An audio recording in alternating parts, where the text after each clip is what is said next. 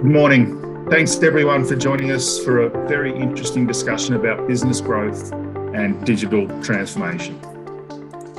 I'm Tiernan O'Connor, Director of Customer Engagement at DWR. Joining me today is Matt Paff, the Principal of Value Adders, and Nigel Wooden, Managing Director of DWR. Hi all. Thanks to everyone for answering our survey. Which external factor will impact your business growth the most in 2022? Not surprisingly, the top three responses closely match the global reports that we've all seen. Uncertainty of future COVID variants is the number one concern for CEOs and business owners, followed by a shortage of skilled human resources and ongoing supply chain disruptions. We've got a pretty full agenda today. So we're going to be talking about learning from 2021's challenges, enabling remote and hybrid work environments, better forecasting and automation of the supply chain, improving cash flow management and visibility, and the critical role of digital transformation. For those who aren't familiar with DWR, we're a team of cloud technology experts who deliver lasting outcomes aligned to business goals. We bring tailored, innovative technology solutions. We deliver projects on time and on budget, and we're an experienced, award-winning NetSuite solution partner. We've been in business since 2009, and in that time, we've delivered over 250 projects and around 334,000 implementation hours. We've got a great long-term relationships with our customers who operate in a wide range of industries. Matt's business, Value Adders, is Australia's leading independent ERP advisory firm. It's run by Matt, who holds more than 2 decades of experience in the mid-market technology space with a breadth and depth of knowledge that's unsurpassed as far as I've seen in this industry. Now, to kick it off, let's have a look at what held businesses back from their growth last year. So during the COVID outbreak in early 2020, supply chains were massively disrupted. The global research on the left shows the impact of these disruptions. On the right, we see Australian businesses' response to supply chain disruptions in 2021, many looking to build up inventories and source new suppliers within Australia or globally. Matt, supply chain disruption has been a significant challenge for pretty much every inventory carrying business. What's the sentiment of most businesses you speak to look like looking back on last year? Oh, Tiernan, I think one common thing, particularly in the inventory-based business space, has been the implications on cash flow in being able to, I guess, respond to the supply chain issues. So a lot of businesses, where they could, were ordering larger quantities, knowing that basically the standard timelines were being blown out. So maybe rather than keeping 3 months worth of stock turns, trying to blow that out more towards 5 and 6 months worth of stock turns. And that has massive, massive implications on cash flow. When you're tying up, significantly larger amounts of cash into stock on hand, that's less cash out there to do other things within the business. So I saw a secondary effect, which was a real focus around business intelligence. A lot of people really driving that cash flow reporting to try and understand, and get the mix right between the stock on hand and starving the business of cash. And that really came at it from 2 angles. One, which was looking at the cash flows and projecting cash flows from a procurement requirement perspective, but also from a how can we improve selling, getting that formula right around growth is a formula of acquisition plus retention plus attachment, where we're looking at ways in which we could sell more to our existing customer base, making sure we're retaining those customers, etc. So the key areas that I've seen in inventory-based businesses, Tina, really around getting that cash flow message right and then leveraging business intelligence in order to do that. That's great insight. So all of us would have felt the impact of delivery issues and delays in 2021. And that's really due to evolving buyer behaviours. For example, during last year's Cyber Monday and Black Friday sales, over 21 million parcels were delivered across Australia. We also saw a 27% increase in parcel deliveries in FY 2021 as well. So it's a huge increase. And these trends, they're not going anywhere. So much so that Australia Post is investing $440 million into new parcel facilities to cope with the growing online demand. Additionally, Australian businesses were largely in cash preservation mode last year. They also faced other challenges to invest in the technology to grow their businesses, the top three of these being financial constraints, shortage of technology talent, and complex legacy systems. Matt, we know that from this same report that companies want to make cloud or technology investments to improve operations, uncover cost savings, and improve the customer experience. Do you see the year ahead being an opportunity for companies to now make the investment and start seeing the benefits? Look, absolutely. The biggest problem I've seen over 20 years of doing ERP systems is people sticking with status quo. People know they need to make change, but the barriers to exit of their existing system or the bandwidth to cope with the project to change systems becomes a bit overwhelming, and people tend to stick with the devil you know, so to speak, rather than make that change. And so I am certainly seeing signs that some of those people have been, do we or don't we for some time are starting to invest. We're busier than ever doing our consulting, because whether you're pessimistic or optimistic about the future, both are drivers for digital improvement, if that makes sense. If I think I'm going to have a great year, I want to prepare for growth. If I think I'm going to have a poor year, then I want to prepare for not needing additional human resources to solve problems in my business. So it's funny how those two extremes of market sentiment can drive the same outcome, which is, the investment in technology. I've got an example where I had a bit of an argument on Twitter last year with the founder of Fitbit. He was bragging about using QuickBooks until QuickBooks blew up when he was a $200 million turnover business. He kept delaying the need to move to ERP. And he thought that was a story worth telling on Twitter. And I just saw it as an example of incompetence personally. If you can't take the time to invest in your business system through a massive growth period, he talked about going from 20 million to 200 million almost overnight, having to work his accounting team on 3 8-hour shifts a day because they couldn't log into the system simultaneously because QuickBooks isn't designed to run a business that big. I saw that as an example of doing the wrong thing, not investing in what he should have done and delaying it until the point that it blew up and it really affected the business. They couldn't get their orders out for a period of time until they actually went through the process. Had he done his job properly and assigned the right resources, he probably could have prevented that from happening. But anyway, hopefully that answers your question, Tiernan. Look, that's a great analogy. And I think, the fact that he had to throw all those extra resources to solve the problem is, it's sort of, you pull your hair out when you hear those kind of stories. But if you try to do that now, the talent's not there. So you'd kind of be stuck. But thanks, Matt. So what are the challenges and opportunities that lie ahead? This year's Fortune Deloitte CEO survey revealed the top 5 businesses disruptions expected in 2022 are shortage of labour and skills, future COVID variants, which actually decreased from 70% last year to 56% in this year, ongoing supply chain disruptions, and then financial market instability and inflation, 36%, which saw a massive increase from 13% in September last year to 36% in Jan. And then there's cyber risk, which is always there.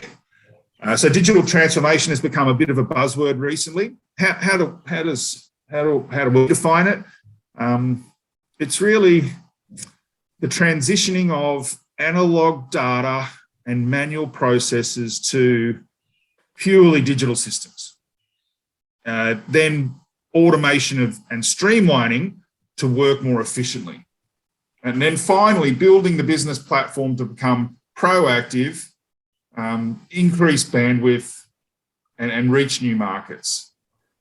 Nigel, how have you seen digital transformations help streamline clients' operations? Well, I think, thanks, Dan. And I think in these, particularly in the times we're in, the opportunity around digital transformation and the journey for different customers means that setting up a platform that allows you to digitise and then automate and driving centralising of those solutions through an ERP-driven process, we've seen fantastic outcomes for customers throughout the journey. One of our regional success stories up on the mid North Coast, at Coffs Harbour, the TACMed, a medical response company, just allowing them to digitise receipting and fulfilment, as well as digital checks around barcode scanning and bins, has allowed them to significantly speed up their process, but also improve the accuracy. So really that transformation allows them to carry those sort of opportunities across all parts of the business, sales, finance, right through to operations and the practical warehouse processes. I remember that one. That was a bit of a game changer for those guys, because I think it increased their picking. But what was the figure? Accuracy by 91% or something. Just being able to, when they're picking, barcoding the bin was if they got to the bin, they picked it right most times. And so it improved their accuracy fantastic, or reduced their error rates by 90%. Yeah, which is a great example, Nigel. Thank you. So one of the big opportunities in 2022 is digital transformation. According to the 2022 Ernst & Young CEO survey, 40% are now relying on information technology more than any other strategy to compete in the economy ahead. Digital transformation will be an estimated global number of 6.3 trillion, accounting for 55% of all technology investment. So CEOs in 2022 are really resetting their risk radar and preparing for a digitally led growth environment. Matt, how important is technology investment, particularly during challenging times? Tina, you've hit on something pretty close to my heart. I did a business degree back in the late 90s, and a lot of what was taught, one of the key subjects was the Harvard Business School had something called the balanced scorecard. The idea of the balanced scorecard was that there were four aspects of every business: your people, your processes, your finance, and your sales and marketing. And they basically talk to, if you optimize those four areas of your business, then you basically would be optimizing the business overall. At the time, technology was talked about as an enabler of those four aspects of the business. I've been sort of banging on about it for at least the last decade, that I think IT has grown so far in significance that it should be considered not just an enabler of, but also an equal weighted key aspect of a business. It should be, and as the sort of research is now showing, it should be a key strategic area, given equal weight to sales and marketing, to finance and operations and those sort of things. And so, yeah, I think the smartest business people in the world are sort of really investing. I had dinner with a lady last night, and her role within an organisation down in Melbourne is she just specifically focuses on how to digitally transform that business. And she wakes up every day looking for innovations and way to improve it. And they're the businesses I feel are going to be advancing, and taking advantage of, as I said, whether you are pessimistic or optimistic about the future, this digital sort of underpinning of your business operations is going to be an enabler, but also could be a driver of competitive advantage. Thanks, Matt. So let's dive into the remote and hybrid environment that we've seen this year. The US experienced the great resignation, with vast numbers of employees leaving jobs during COVID. The Microsoft Work Trend Index shows that 46% of the workforce are planning to move jobs. 73% of workers want more remote work options, and 65% are craving more in-person time with their teams. In Australia, it's a little bit different. Maybe the great reshuffle satisfies it, but, with the talent leaving the country to go home during COVID, border closures, limited talent pools, I think it's been hard for companies to find the top talent they need. Matt, what are you and your clients doing to keep top talent? Oh, there's probably two words that sums it up, Tiernan. One is alignment. So making sure we're all on the same page. Where you get people who are looking to move or feeling uneasy about their role, it's typically because you're not on the same page, to use the old cliche. So certainly within our organisation and also, within our clients, the ones that I feel are building those sustainable futures within their staffing are really focused on getting everyone aligned to the same end game, making sure everyone's transparent in what they're doing and there's clarity as to the vision and how we're going to deliver on it. The second one, no doubt, and it's probably been overused in the last 2 years, but I'm going to use the word flexibility.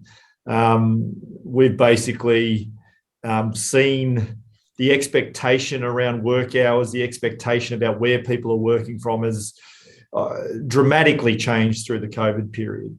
Even within our business, say we've got Michelle, who's our head of payroll. Michelle will work around having a couple of young children. She's just back from maternity leave and effectively she'll do a couple of hours in the middle of the day when the little one's asleep, and then she might do a couple of hours at night when the kids are in bed again. And probably 5 years ago, that probably wasn't accepted. It was probably something that not too many businesses were forward thinking enough to go, you know what, if we can get the talent to work, then it doesn't really matter when they work. And I think with the globalization of the world and what's happened with COVID, people are far more accepting, and it's not frowned upon to be working outside of standard business hours, 9 to 5. So yeah, just summing up, Tiernan, I think the two key buzzwords is flexibility, which is about getting the right employees to work when they can and when is optimal, and then alignment, making sure everyone's on the same page and working towards a common outcome. Thanks, Matt. So on to better forecasting and automation of the supply chain. New supply chain models driven by digital transformation are challenging traditional approaches and are key to future growth opportunities. According to a recent Australia Post report, 67% of respondents recognise predictive analysis as a key technology positively impacting supply chains, with warehouse automation recognised by 57%. So automation is now a key transformation strategy to reduce operating costs. Technology is also helping gather, analyse and make sense of data to quickly adapt and adjust strategies. Nigel, this one's for you. What do you believe are the greatest opportunities for inventory carrying businesses in the year ahead? I think from a opportunities to manage processes and improve automation and improve visibility across that supply chain is where the opportunity lies. Once you're improving visibility, then hopefully the accuracy can follow around that supply chain and really give you the opportunity to, as Matt said at the start of the session around the supply chain challenges, if we get visibility in the supply chain and then accuracy in our supply chain forecasting, being able to do that consistently and quickly allows you to, manage some of those supply chain risks a little bit better. Thank you, Nigel. So let's talk about cash flow management and visibility. Small to medium businesses in Australia really are currently the most affected by cash flow. As of January, ABS reporting, that large businesses were the most likely to have 6 months or more cash on hand available. But, in the small and medium space, businesses really are running lean, maybe with 1 or 2 or 3 months cash on hand available. So more than ever, this highlights the importance of cash flow management. So what's helping small and mid-sized companies more effectively manage their cash flow this year? The federal government recently enhanced the SME loan scheme that supports lenders in providing cheaper credit to SMEs for additional funding. The new e-invoicing laws for government departments now guarantee invoice payments within 5 days. There's also a wealth of information and resources published online from government agencies and banking institutions. And many SMEs have already leveraged cloud accounting and ERP solutions that provide real-time visibility and cash flow forecasting. So let's talk about cybersecurity concerns. Australia's dependence on the internet has increased dramatically due to lockdowns and restrictions. And with that, so have cybersecurity threats. The Australian Cyber Security Centre revealed over 67,000 reported cyber crimes were made in the last financial year, and that's a jump of 13% on the previous 12 months. Authorities believe cybercrime has a cost in Australia, and in particular businesses and individuals, 33 billion over the last year. So Matt, what's your take on mitigating this risk and maybe talking about cloud versus on-premise sort of server-based security? Look, this discussion over cloud versus on-premise is something that I've been having probably for the last 15 years of my life. And at various points, I get tired of having the discussion, to be honest. But the facts today remain the facts they were 10 years ago. I think there's been a generational change. The Gen Zs that are coming through, they don't know anything else but the cloud and the app, and they're probably too inclined to give away their data and to the next app that they want to try or use internet-based technologies. At the other end of the equation is the baby boomers, and the older generations typically haven't grown up with the internet, and so largely through fear of the unknown and hearing stories of the sort of stats you've just quoted, they start to fear what could happen. And the analogy I always use is there's hundreds of people who die every year in Australia from car accidents, and yet people are willing to get in the car with their kids and drive their kids to the next sporting event, knowing that there's a percentage chance that my kids are going to be killed in this car on this road trip. But there's a judgment call that we make, that the probability is so small, the chances of that risk versus the benefit that we get out of being able to get in a car and drive is a decision we make every day, whether consciously or not. And I think the discussion about internet security is a similar discussion. Yes, there's some awful statistics out there, but I will tell you that the majority of those statistics are happening to on-premise software, not to cloud-based solutions. The likes of Oracle, who you guys work with, and Salesforce and Microsoft, these sort of companies are spending billions of dollars a year ensuring their software is secure. They've got teams and like thousands of engineers working out how to stop Putin and his cronies from hacking into your systems. And yet, where most of the vulnerabilities lie is someone in your team downloading something onto your server, like a crypto locker that locks up the SQL database that's sitting behind your legacy ERP system. That's where most of the problems I see happen in the marketplace, not with cloud-based solutions like your NetSuites and your Salesforces and your Microsofts and these sorts of things.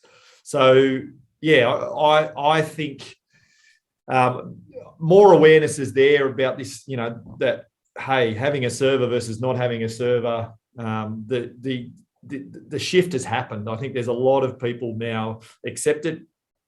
Generally, people are showing their age when they don't accept that cloud software is now, not something in the future. It is the thing of the now. Well, look, hopefully, I agree with you, mate. I've been talking about it a long time too, and hopefully it starts to disappear from conversations totally, because the battle's been run and won.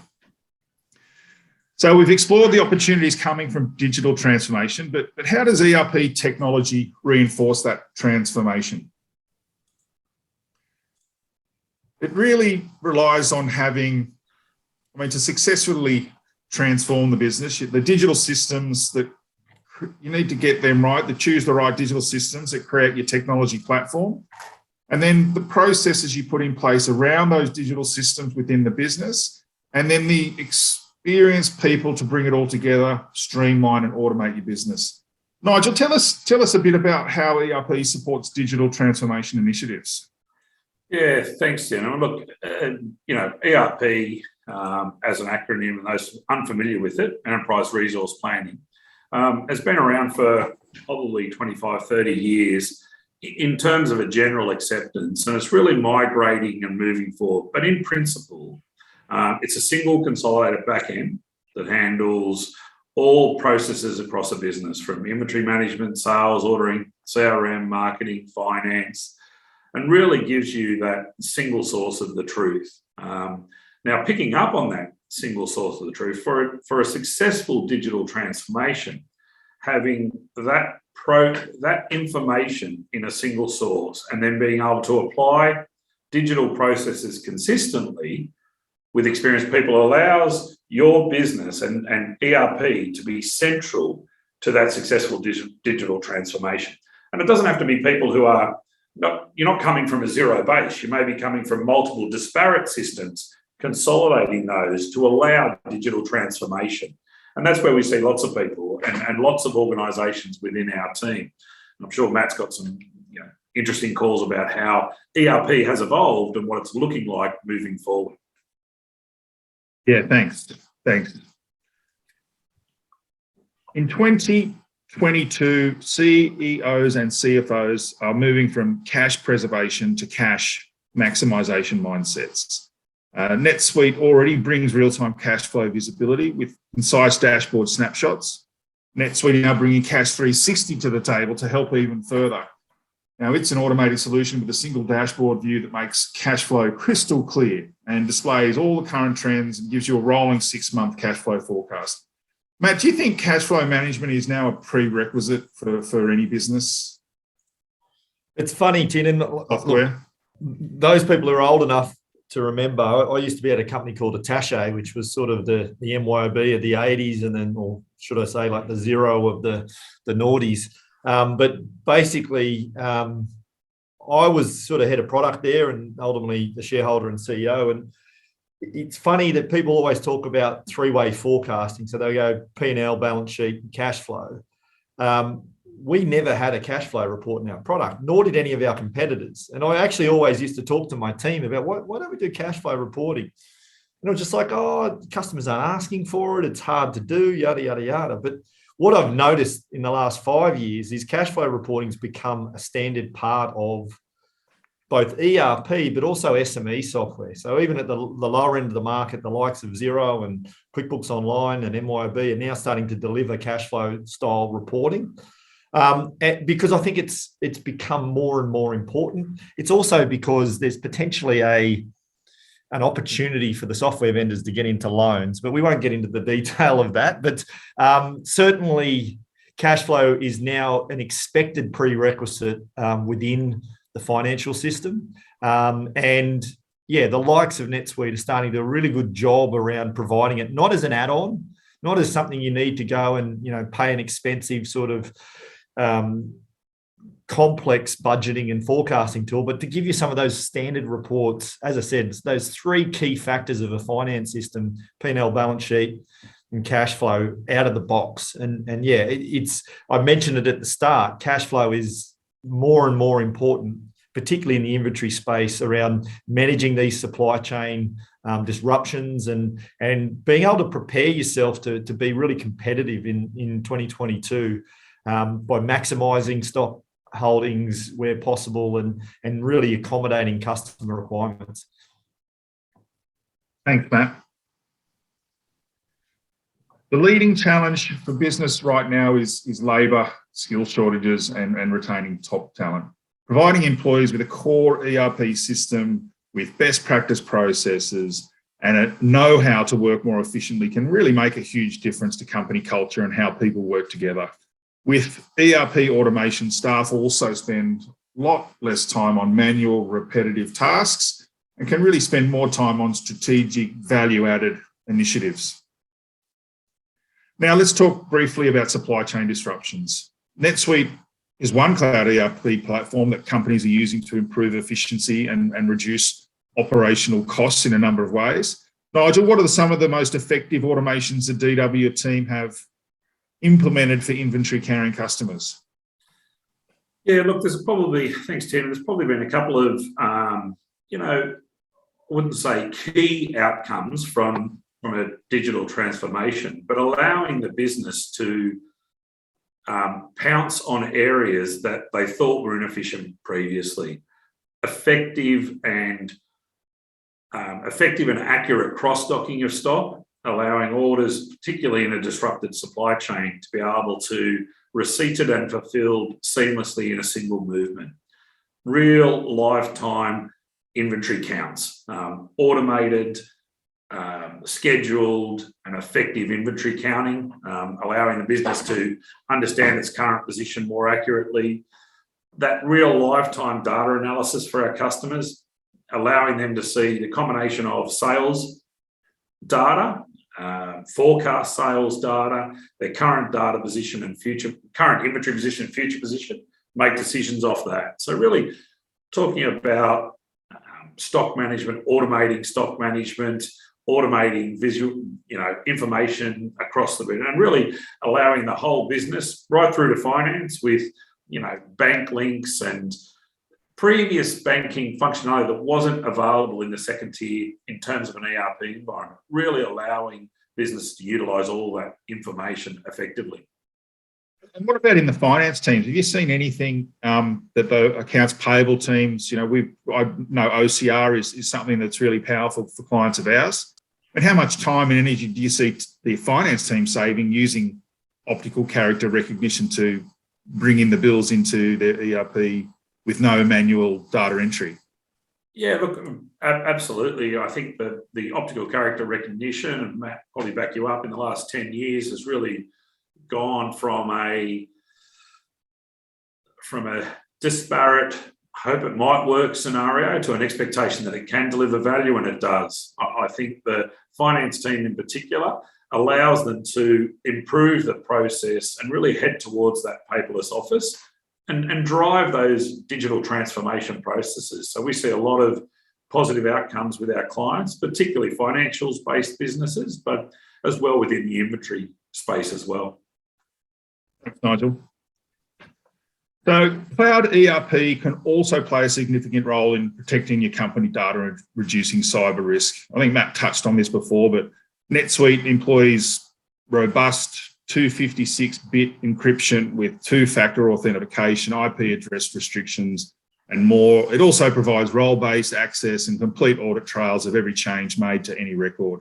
So, NetSuite, like the other big players, has a global security team, and their only job is just making sure the systems are secure and monitoring for potential issues. So I think most companies do have critical business data, and if it's on a server in their back office, there's just no way they can come anywhere near this level of protection. Yeah, that's right. Now, Matt, you talked about this, so maybe we don't need to go into much detail, but do you think people now have a better understanding of cloud security more than previous years? It's really a yes or no, and we know the answer. Oh, look, I'll just say that I remember when ATMs came out, and there were people, I'm never going to use an ATM. I want to, go into a bank branch and, work with a teller. And that argument didn't last long. And then there was, I'm never going to use internet banking because someone's going to get access to the system, and that argument didn't last long. So, look, I think from a core business system perspective, the argument's well overrun and won. I think, if we look at even, the small end of town, the Xero announced in their half-yearly results last year that over 50% of Australian businesses were already on cloud accounting software. So those that are holding out for their own reasons, not necessarily for real cybersecurity risk reasons. Yeah, I get it. Look, thanks, Nigel and Matt, for all your insights so far. I'd like to come and open up the discussion now to any questions the audience has. If you'd like to ask any questions, you can use the the panel something, please use the Q&A button on the bottom of the list. Right. What's important? What's more important, the right technology systems or the right tech partner? Oh, I know what Nigel's answer is going to be, but look, I will say that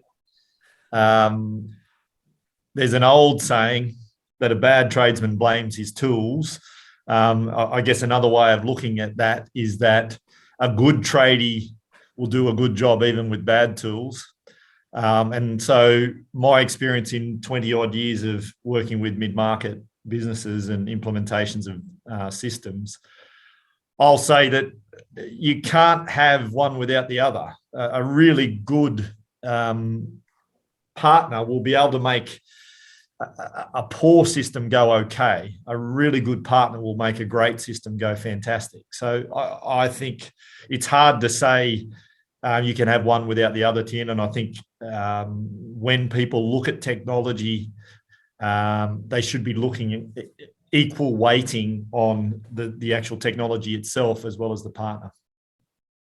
I can see one, T. Tien, around where's the best place to start with evaluating and comparing systems on the quick Q&A chat, and I think, look, that's a really valid opportunity. I think, Matt, previously I've heard you speak about failure to launch within ERP space, and from our experience, those customers who can take the time to understand their needs and understand their requirements and match that against a solution in terms of a digital transformation platform and how that might work in an ERP space with their culture and their requirements really works well.